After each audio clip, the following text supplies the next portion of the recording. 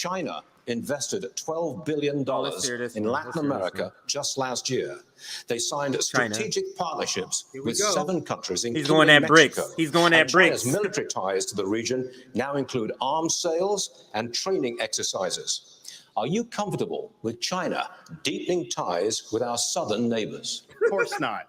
And the reason why we're in this mess is because elites in D.C. for far too long have chosen surrender over strength when it comes to the CCP. Some people in our country got rich, our industrial base got hollowed out, and they have been able to build the second most powerful military in the entire world. We need a totally new approach to China. We are going to have real hard power in the Indo-Pacific, like Reagan, to deter their ambitions. We're going to have economic independence from China, where we're decoupling our economy. But China we are going to can't go do after the business in Latin cultural America? power they have in this country. As governor of Florida, I banned the CCP from buying land in our state. We should do that all across these United States. We shouldn't have them in our universities.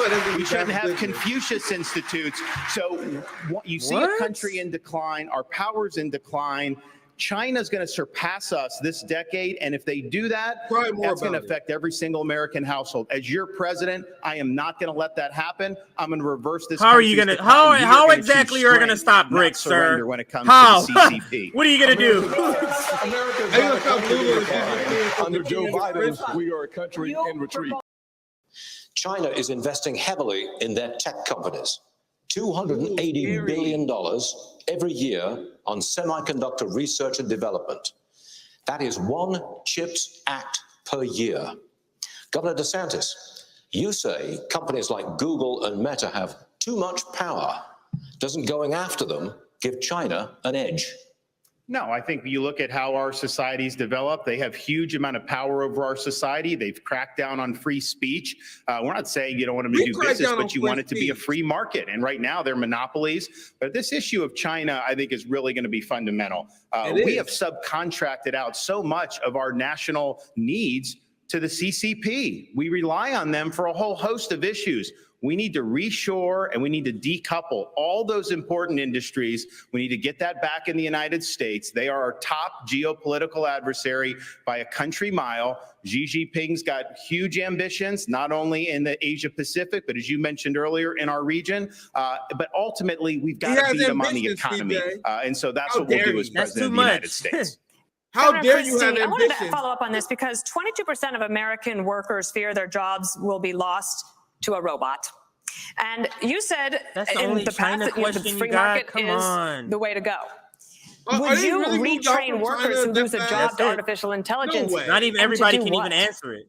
Just one person. What I think artificial intelligence offers us is an extraordinary opportunity to expand well beyond the productivity that we have now, and to have Americans be able to be involved in that revolution, Dana. You know, each time we have shown incredible innovation and progress in this country. What we've done with it is to expand all kinds of new, even unthought of opportunities for folks. Yes, we have to do retraining for folks who lose some of their jobs, and we should be doing that. And we should have more training available both at the county college level and the local level for people to be able to access it. So yes, I would be in favor of that. But this is a much bigger issue than that. We can't be afraid of innovation.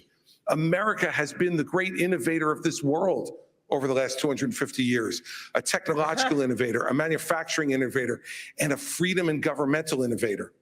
And that's why America has to continue to stand strong in the world, pro-innovation, pro-progress.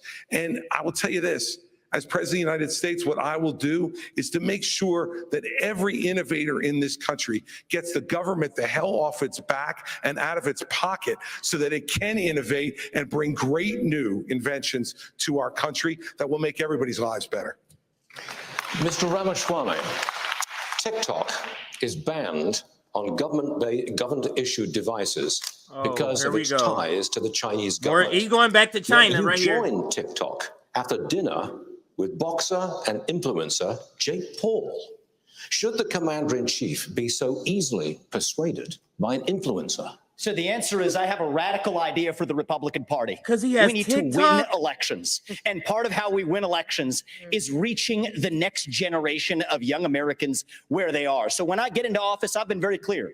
Kids under the age of 16 should not be using addictive social media. We're What are you only gonna going to do ever about that, get you to declaring authoritarian? independence from China, which I favor, if we actually win. So while the Democrats are running rampant, reaching the next generation 3-1, there's exactly one person in the Republican Party which talks a big game about reaching young people, and that's me. And let me level with all of you. I'm the new guy here, and so I know I have to earn your trust.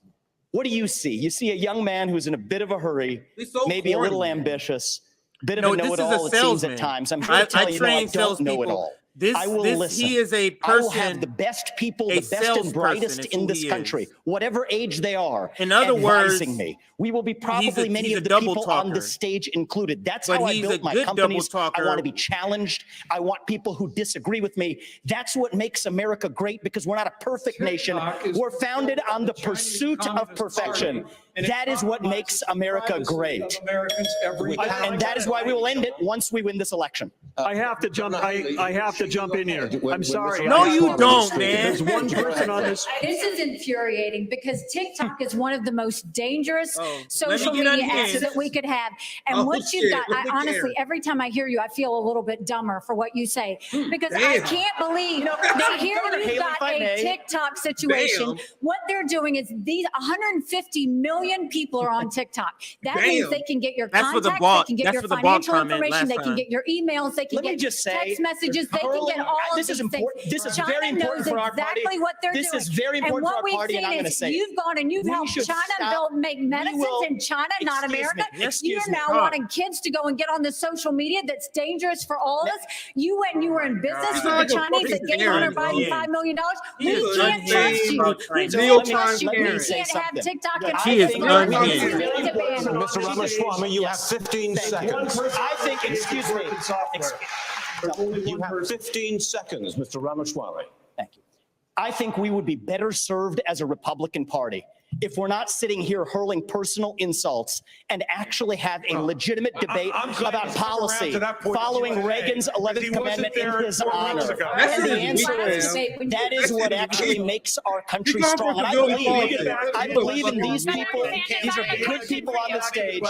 They disagree, but let's have a legitimate disagreement. You are supposed to destroy Nikki Haley right now. I have a question I think you're going to really like, or at least you have experience in it.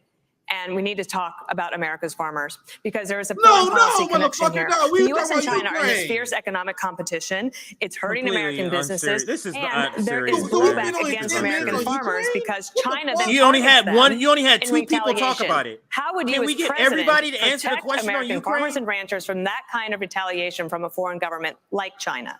Well, first of all, we've got the best farmers and ranchers in the world right here in America.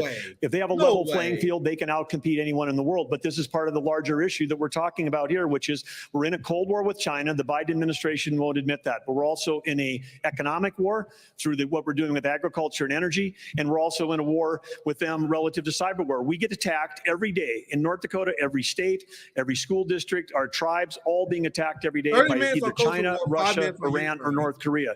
And now we've got a Biden administration whose whole policy is appeasement. They're out there, creating the world, making it less safe. $6 billion they traded for 5 people. They've just now set a price on anyone's head who's a tourist from America, who's a student from America, for kidnapping. If you want more kidnapping, put a price on it.